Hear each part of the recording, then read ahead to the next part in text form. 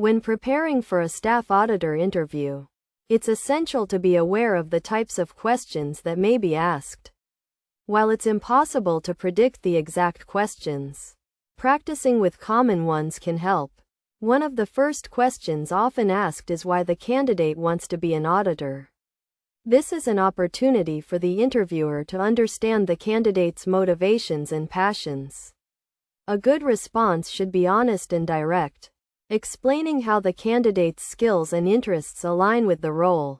For example, a candidate might explain that they have always been drawn to math and numbers, and after taking an accounting class, they discovered a natural aptitude for the subject.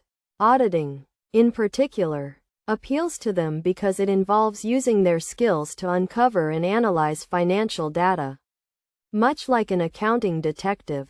Another question that may be asked is about the qualities or skills required to be a good auditor. This is a chance for the candidate to demonstrate their understanding of the role and the skills necessary to perform it effectively. Key areas to focus on include ethics, communication skills, attention to detail, and the ability to limit mistakes. A good auditor should be honest, have great integrity, and possess exceptional people skills to communicate effectively with clients and colleagues. They should also have a strong educational foundation in accounting and technical skills to perform the job. Additionally, an inquisitive mind and keen attention to detail are essential for a successful auditor. In terms of technical knowledge, the purpose of audit documentation is a crucial aspect of the auditing process. The primary purpose of audit documentation is to provide evidence to support the auditor's conclusions and to demonstrate that the audit was planned and performed according to accepted standards. There are two main purposes of audit documentation: to support the conclusions reached in the audit report and to serve as evidence that the audit was conducted in accordance with generally accepted auditing standards. Interviewers may also ask about times when the candidate made a mistake and how they corrected it.